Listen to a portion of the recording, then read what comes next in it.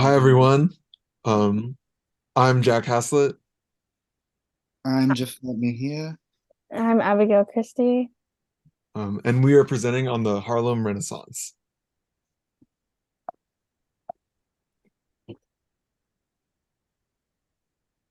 What is the Harlem Renaissance? The Harlem Renaissance was an explosion of African American culture and intellectualism, particularly in literature, art, music, and theater in the 1920s and 30s. During this time, African American culture became prominent in the United States. Harlem, New York was the epicenter of this cultural movement, and the most significant African American intellectuals of the time often lived, gathered, or collaborated in Harlem. A number of factors, such as natural disasters in the South in the 1910s, caused many African American families to move north. This mass exodus later came to be known as the Great Migration. Harlem was a popular destination for Southern migrants, and as a result, a bustling African American community developed in the borough and a vibrant, transformative nightlife followed. So, like Abigail touched upon earlier, a little bit, jobs for African Americans opened up in northern factories, kind of during World War One, and it was known as the Great Migration North. Um, a lot of these places didn't only include Harlem. Some of these places included places like Philadelphia, other places up north, but uh, Chicago to Cleveland. New York City was popular, and Harlem was a big place, mainly because of um, the district of Harlem had a lot of schools nearby and stuff like that. Harlem became the headquarters of many of the most important African American cultural and political organizations, including the NAACP, the National Urban League, and Marcus Garvey's Universal Negro Improvement Association. Um, during this era, during this time, there was two important newspapers or periodicals.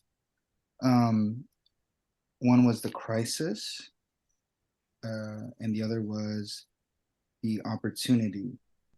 Of the two, W.E.B. Du Bois was known for editing The Opportunity, and this periodical was known to uh, advocate for the cultural simulation of a renaissance um, or awakening in around the 1920s. And then in 1922, James Weldon's anthology verse Book of American Negro, he emphasized the youthful promise of the new writers and established some of the terms of the emerging movement. He attacked a dialect verse which had dominated Black American poetry, and he wrote for the need for the new Black artists to find a form of expressing the imagery, the idioms, and the peculiar turns of thought, and the distinctive humor and pathos as he wrote. He also wrote what the colored poet in the United States needs to do is something like what Synge did for the Irish, linking the Irish Renaissance, which produced writers like William Butler Yeats, and he linked that to what was happening to Black Americans in the United States at around this time. I noticed that some of these writers were inspired a lot by the Irish Renaissance and a lot of the Romantic writers like Shelley and who was another one? Can't remember. I'll touch upon that. Oh, and Yeats as well. William Butler Yeats. So in 1925, these are kind of like the new writers that presented themselves or that emerged during this time between like the 1920s and the 30s. Some of these new writers included Alan Locke, who was a Howard University professor, and in 1925 he edited an anthology which was called The New Negro, It combined essays, stories, poems, and artworks by older as well as younger writers, as well as white and black writers, in a book that defined the spirit and flair of the Harlem Renaissance, as he wrote. And that's important to note too that the Harlem Renaissance included a lot of white writers. It had some of the first glimmerings of the new day in literature came not with the work of a black writer, but with that of a white. These plays for Negro theater written by Ridgely Torrance. And actually, James Weldon Johnson called the premiere of these plays in 1917 the most important single event in the entire history of the Negro in American theater. So it kind of these plays overturned the tradition of depicting blacks in stereotypical minstrel forms, and it featured black actors representing complex human emotions and yearnings. Um, so these were kind of things that sparked the Renaissance, sparked the literature, the new kind of a new way that these black writers wanted to be depicted, or new things that they wanted to speak about. And actually, the publication of Jean Toomer's Cane independently illustrated several of the peculiar challenges and opportunities of the nascent movement. And I think Jack is going to talk about Cane a little bit more, so I just touched upon it here. And young writers in Harlem who read Cane saw Toomer as an authentic star. A little bit about that. Um, let's see. And then some of these writers who saw him as a star was Langston Hughes and County Cullen. These were some of the younger writers in Harlem. And um, Langston Hughes grew up in Kansas. But he went to Columbia University and he settled mainly in Harlem. And then later throughout his life, he decided to just kind of um, live in Harlem and live by there because he was really attracted to a teacher, a professor at Harlem. It was not in Harlem, at Columbia University. It was, let me see. I can't really remember. I can't find the information, but pretty much some of these new writers were really inspired by Gene Toomer. Um, County Cullen's color, revealed dazzling lyrics that admitted racial feeling while preserving conservative poetic forms, both of his passion for English romantic writers such as Yeats and Shelley. Then in 1926, Langston Hughes wrote The Weary Blues, which matched Cullen's lyrical intensity, but it opened up a new front by advertising his worship of the blues and jazz, musical forms seldom seen as compatible with formal poetry. So this kind of happened when same time of like the Roaring Twenties was happening, and then the Wall Street crash of 1929 kind of like doomed the Harlem Renaissance. So in the beginning, there was jobs, people were migrating there, but now there was unemployment and a rise of crime. And then towards the 1930s, there was this damaged image and the reality of the Harlem Renaissance as an artistic and cultural paradise was kind of over with. It was done. And then a civic explosion, often called the Harlem Riot in 1935, kind of marked the end of the Renaissance. So the first author that we're going to be covering is Zora Neale Hurston. And Hurston was born in 1891 in Notasulga, Alabama, although Hurston's family moved soon after to Eatonville, Florida in 1892. And her childhood upbringing in Eatonville was incredibly impactful on her life and allowed her to establish much of the perspective and self-image that she carried throughout the rest of her life. Her father was a Baptist preacher and was not often involved with his family. And this meant that Hurston was very close to her mother growing up until her mother's death when Hurston was 11.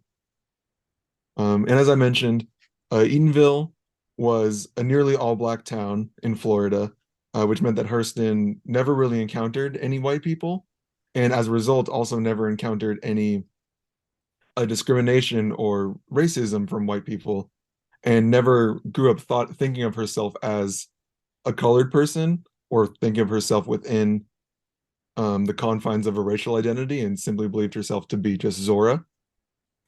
And this perception was shattered after she had to leave Eatonville after her mother passed, and she attended school in Jacksonville.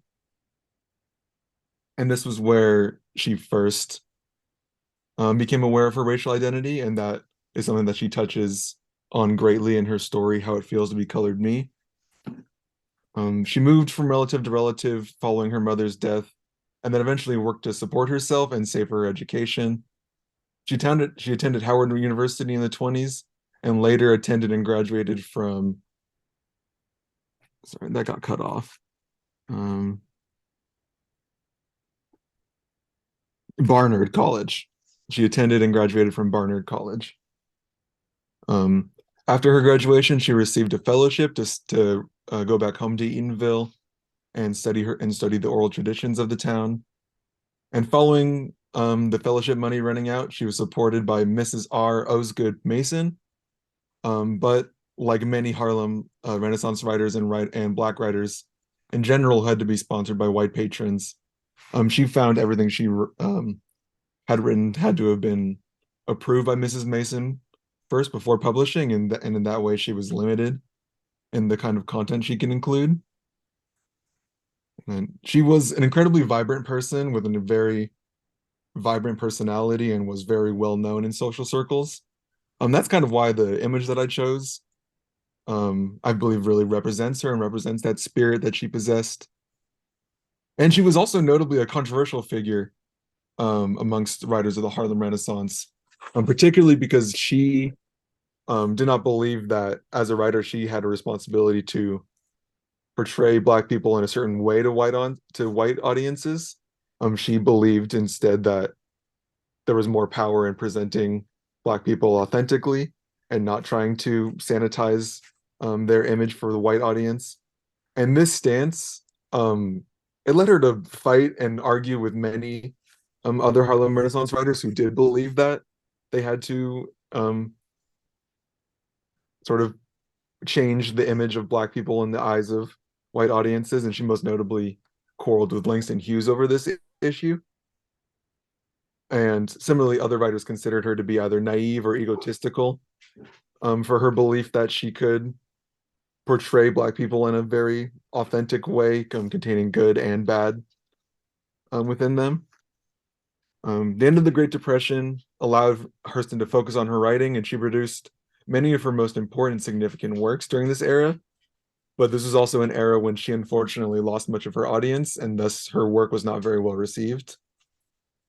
And she published an autobiography in 1942, Dirt Tracks, which was also a very seminal work in her career, but similarly was not well received. And her audience progressively dwindled until she worked as a maid throughout the last decade of her life and before she passed away in 1960. And the work that I'm going to be covering by Hurston is How It Feels to Be Colored Me, which was originally published in the World Tomorrow publication in May 1928. And this was a very autobiographical account of Hurston's life. And through her various experiences that she really discusses the theme of race being a social construct, and how she feels a certain racial identity dependent on the circumstances that she's in and the people that she's surrounded by. So growing up in the all-Black Eatonville, Florida, she was never aware of her race. She was surrounded by other Black people and never felt like she was different or was an other. The only white people that she encountered were people who moved through town and never stayed. She even remarks that the only difference that she saw as a child between white and black people were that black people or white people visited her town but never stayed. And as I mentioned before, she wasn't aware of her race until she left Eatonville to Jacksonville, Florida, which had a higher population of white and black people. And there she felt that her identity as Zora was diminished, and she was instead reduced to the general image of being a colored person. And this instance was the first time in her life that she felt any kind of difference in her identity because of her circumstances.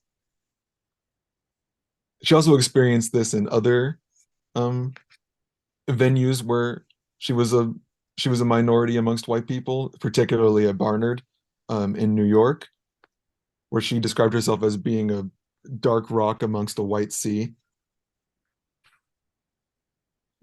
And Hurston is very acutely aware of her of her the connotation of her racial identity and how it feels to be colored me, though she doesn't feel herself to be tragically colored, what she describes as feeling sorrowful of the sort of systemic discrimination that Black people face, and she instead chooses to live her life in sort of in defiance of that, and chooses to be sort of vibrant and controversial and authentically herself without feeling bogged down by sort of the discrimination that has affected Black people. She goes so far to remarks that slavery was a worthwhile price to pay for the participation in civilization, and that she no longer felt the personal need to be sorrowful of the discrimination that Black people faced in the United States, and instead believed that the social mobility of Black people was a successful endeavor. And Hurston also discusses how she feels that being a Black person in the United States kind of puts her in a very unique position because society makes her a representative of her race, regardless of what she does, which contributes to her feeling that everything she does has a greater sense of magnitude. On page 959, she states that it is thrilling to know that for any act of mine, I shall get twice as much praise or twice as much blame. It is quite exciting to hold the center of the national stage, with the spectators not knowing whether to laugh or to weep.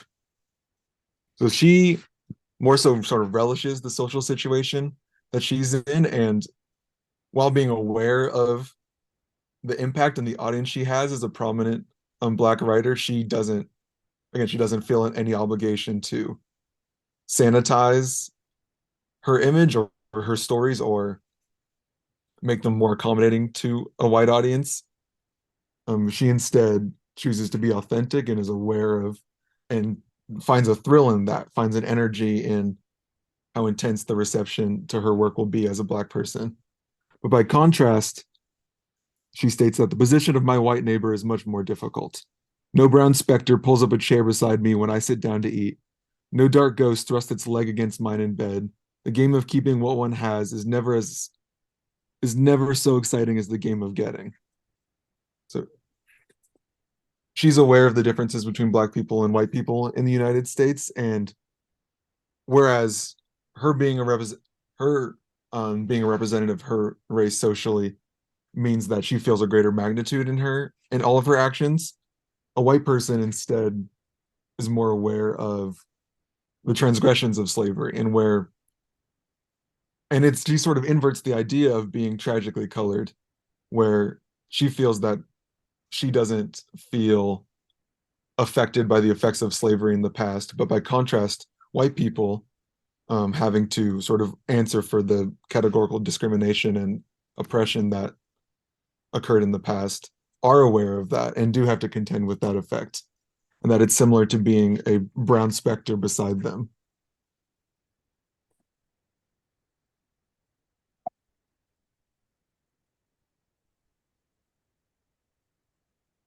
Um, continued, Hurston discusses the idea of social circumstances exaggerating her racial identity further, but inverts it this time by recounting an experience she had with a white friend at the New World Cabaret, which was a black jazz club. And as the jazz band begins playing, Hurston has a very visceral reaction to the performance, and she sort of harkens back to a more primal feeling, and she feels connected to ancestors in Africa, and it's a very just visceral reaction, and has a very visceral reaction to the music, and feels very connected to the energy of it. And her description of how she reacts to the music itself is another example of her um endeavor to portray portray black people in a very authentic way. She isn't concerned about how her depiction would look to white audiences. She instead is depicting herself authentically as a black person experiencing what she was experiencing in the moment. And by contrast, her white friend has a very muted reaction, and instead only treats the music as music and does not feel a very energetic experience. And in this way, Hurston is aware of the differences between the two, and feels that person diminished and paled by their whiteness in comparison to her because of their different reactions. She states at other times that she doesn't feel any racial identity at all, and simply feels to be authentically herself.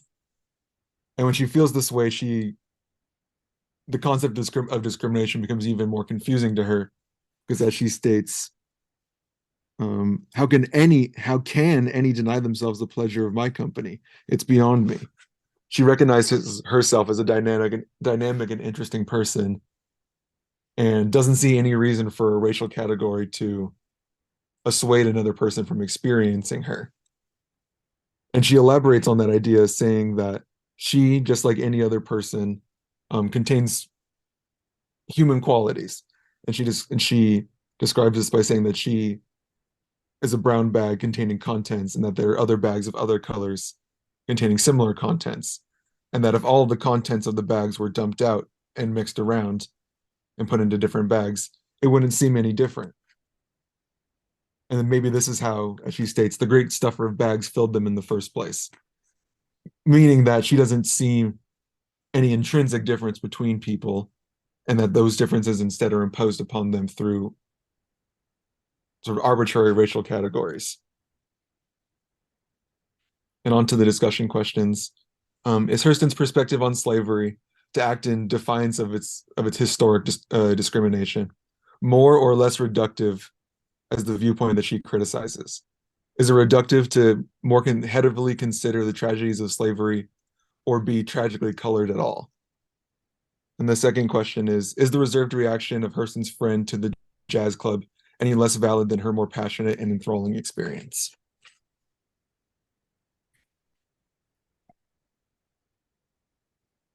And the second author that we'll be covering for the Harlem Renaissance is Jean Toomer. Who Toomer was born in 1894 in Washington, D.C. And Toomer never knew his father, and was raised primarily by his grandfather and his mother. And Toomer was also of mixed race ancestry. He was mostly white, but was mixed race, and this identity is prevalent a lot in his writing. Um, Kind of the concept of being sort of an outsider and feeling not having an established place in any one culture. This also um, is added to by his status as a northerner in the South throughout much of his life. Toomer studied at various colleges in his life without ever earning a degree. He kind of just sort of bounced around at a lot of different colleges, studying a lot of different things, and later on worked several odd jobs in his life. He worked as the superintendent of a small black school in rural Georgia, and his experiences and observations while working there formed the basis for Cane, his collection of poems and short stories. And his work, particularly in Cane, explored the topics of Northern intellectualism being contrasted with the cultural and spiritual aspects of the Deep South. As I mentioned before, his status as an outsider observing these practices and what he makes of them. And then he spent much of his later life searching for spiritual meaning.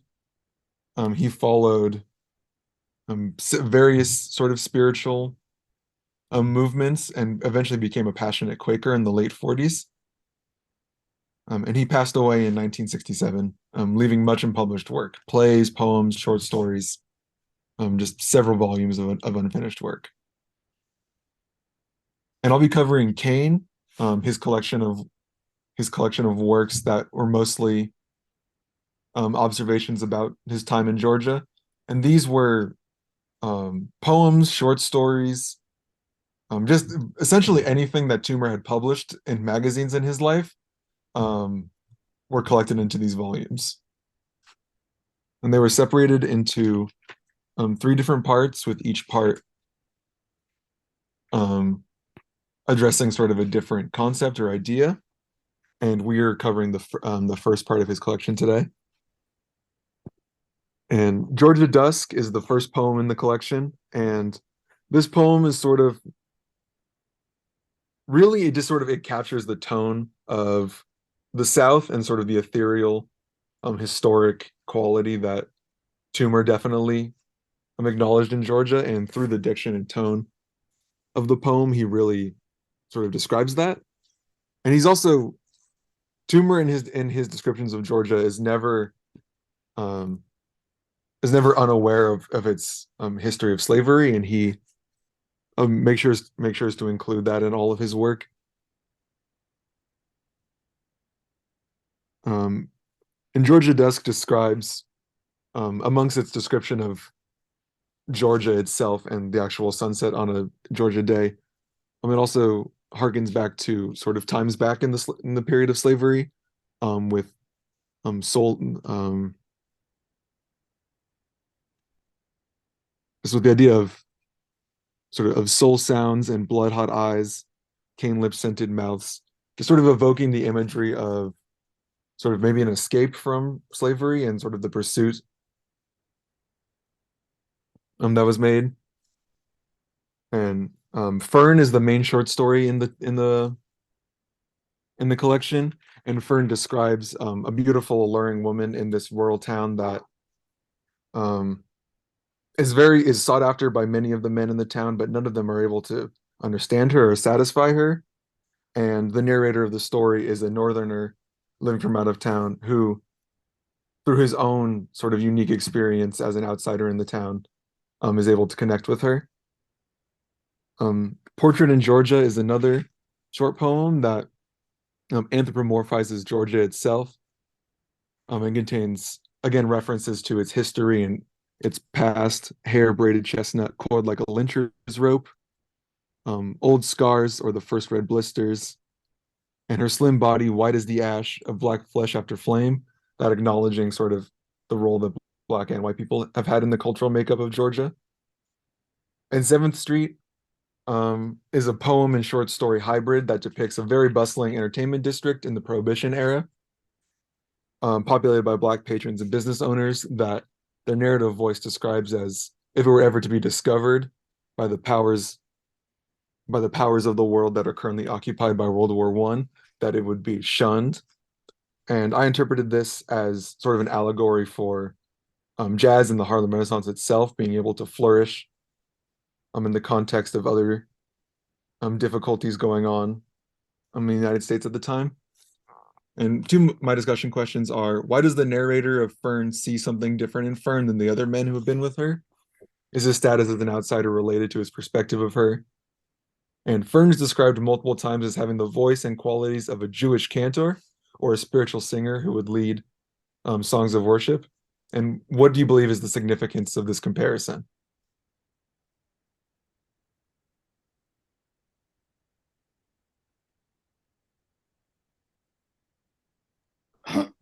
So another writer that we talk about in the Harlem Renaissance was a very prominent one, probably due to his longevity. While other writers uh, stopped producing a lot of work after the Harlem Renaissance, Langston Hughes continued well up until the 60s. Um, he was born in Joplin, Missouri, on February 1st, 1901. He lived with his maternal grandmother as a child in Lawrence, but sorry, but he had spent a lot of time in um, Cleveland, Ohio, where he went to high school, and he spent a year in Mexico actually working, and that was kind of interesting to me. Um, and then he started writing poetry in high school as well.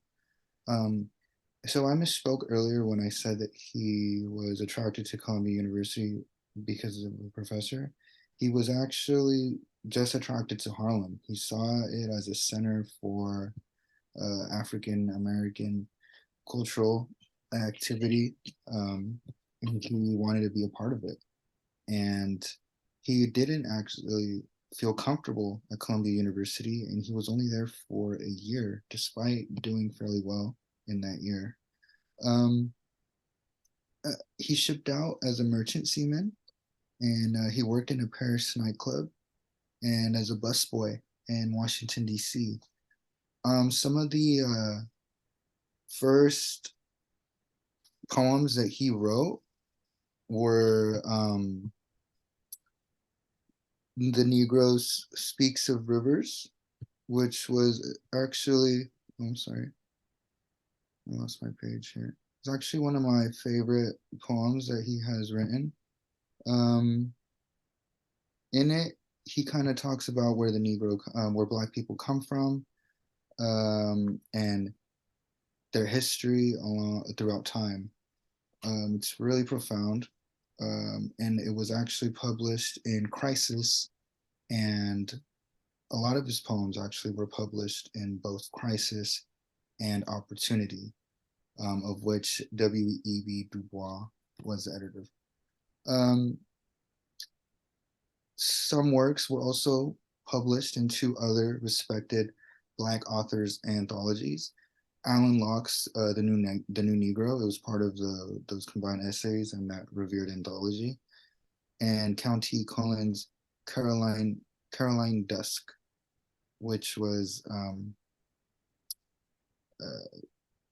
it's funny how it's not funny. It's I like how most of these writers, they're kind of connected and kind of collaborate and include each other's works and anthologies. And I thought that was uh, real. That kind of helped their movement a lot and kind of help establish and kind of communicated what they were trying to uh, kind of emphasize throughout that period. And then in 1926, we see The Weary Blues, which was his first published volume of poems. Um, and then arguably one of his most important essays, The Negro Artist and the Racial Mountain. It was published that same year in Nation. In it, he criticizes white audiences who looked to Black artists for stereotypical entertainment and elite Blacks who he thought preferred their artists to imitate white standards. Um, Amy Spingarn financed his college education at Lincoln University. You'll find that there was a lot of sort of white patronage and a lot of the funding coming from white people or white establishments. And this was necessary for a lot of the Harlem Renaissance. This was necessary for it to grow and be what it was. There's a lot of conflict or a lot of debate on that, on, you know, just on that subject. But Not Without Laughter was published in 1930. It saw uh, himself solidify his reputation and finally be able to earn enough money through sales to begin to actually support himself. And he was being called the Bard of Harlem. And it's funny because I think he wrote that he didn't even know that the Harlem Renaissance was going on as it was going on. So that's kind of ironic. But during the Great Depression, he was absorbed in much radical politics, and he was drawn to the American Communist Party, to which he kind of had an answer for later. In the 1950s and 60s, he published a variety of anthologies for children, including First Book Negroes, the First Book of Jazz, and Book of Negro Folklore. He was really into jazz and the blues. I think you could see it throughout his writing. Um, and that was another thing of the Harlem Renaissance, was probably much more effect it had on the nation than the literature was the music that came out of Harlem during that time. There was a lot of music that inspired a lot of literature and um, kind of spoke to what was going on. And in 1953, he was called to testify for those that involvement in the American Communist Party earlier in the 30s and 40s. Um, before Senator Joseph McCarthy's committee on subversive activities in connection with his 1930s radicalism. And later on, the FBI actually listed him as a security risk until 1959, during which he focused on writing patriotic poetry, kind of to get back in America's in the public's eyes, to get back in their favor, because he was kind of, once you're listed as a security risk, it's kind of getting serious. And then you can see him still being prominent throughout this time. So this lasted in this patriotic poetry lasted until he finally passed away in 1967. Sorry if that's a little choppy or video cut off, but um, Hughes's poem that I'm going to be focusing on is I Too. It's a really famous poem in which he kind of discusses racism and kind of where he thinks the American Black person is at that, like their position of where they are and how they feel um, about their inclusion in American society. Kind of, I too am a part of American, like I too am American. And it was originally published in 1926. It was included in part of the first volume of poems, the Weary Blues. Partly a response to Walt Whitman's "I Hear America Singing." Um, the first line is of the poem is I too sing America. I am the darker brother. So he's saying I too am singing, because in Walt Whitman's "I Hear America Singing," he kind of lists all these people who are singing and they're part of American society and kind of known to be a part of it, and he doesn't really include Black people. And so in the poem, he protests against racism and says, despite it, Blacks are just as much American. I grow well, I grow strong, kind of focusing on that despite this racism, they are still strong, they still grow. Um, so this instills hope in Black Americans. This poem helped define kind of what the Harlem Renaissance was, and kind of Black Americans wanting to change their how they were portrayed, or how they felt they should be portrayed, and through writing differently, through protesting, through writing, which was some of my favorite poetry came from this era because it was really passionate. Um, for my discussion questions, I want to think about the diction used in this poem, kind of this domestic type of imagery diction that was being used, this kitchen, table, company eating, what kind of imagery does it create, and how does it affect the poem's meanings? What do you think? What did you think Hughes meant in the lines, "But I laugh and eat well and grow strong"? Did you interpret it to be kind of menacing, or a lot of some people in some Black Americans were instilled with hope through that? How did you interpret it? I kind of, when I read that line, I kind of interpreted it to be kind of scary and ominous. But your thoughts. So I'm going to be talking about County Cullen. County Cullen was born in 1903, and at some point in life, he was adopted by a Harlem minister. He had a long education where he attended public schools in New York. He went to NYU for a bachelor's degree and Harvard for his master's. He wrote and released numerous poetry books, and some of his earlier ones are Color, Copper Sun, and The Ballad of the Brown Girl. From 1926 to 1928, he was the assistant editor at The Opportunity, which was one of the famous journals mentioned earlier. And while he was at The Opportunity, he wrote a feature column titled The Dark Tower. In 1928, he married the daughter of famous sociologist W.E.B. Du Bois, but they got divorced 2 years later over his attraction to men. Caroling Dusk, an African-American poetry anthology, was released by Cullen in 1927. After that, he won the Guggenheim Fellowship, which took him to Paris, which gave him the ability to complete another book of poems, and that book of poems was The Black Christ. Cullen's later works, like The Black Christ and One Way to Heaven, didn't get the same acclamation that the earlier ones did. And at this point, he kind of started losing his popularity. So he became a teacher at Frederick Douglass Junior High School in New York.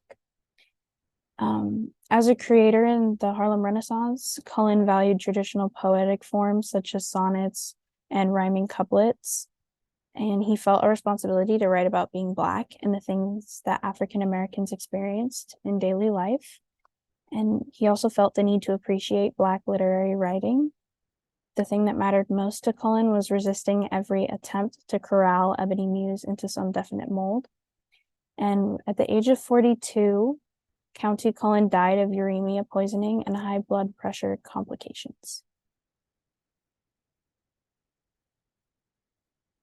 So the poem that we read about Cullen, or from Cullen, is called Incident, and Cullen opens this poem with a keen familiarity of the city of Baltimore, and the speaker is in a really good mood while exploring the city, and they, like, to the point where they're even thrilled. And a Baltimorean, no whit bigger than himself, calls him a racial slur.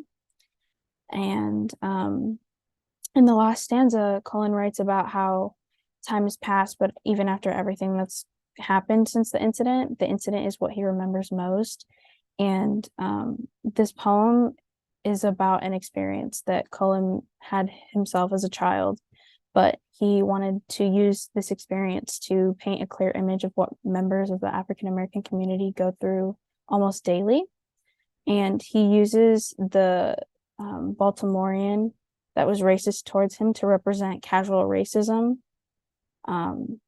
as a whole, because of the fact that the Baltimorean was not much older and bigger than him, and that they have the ability to just be racist in such a casual fashion.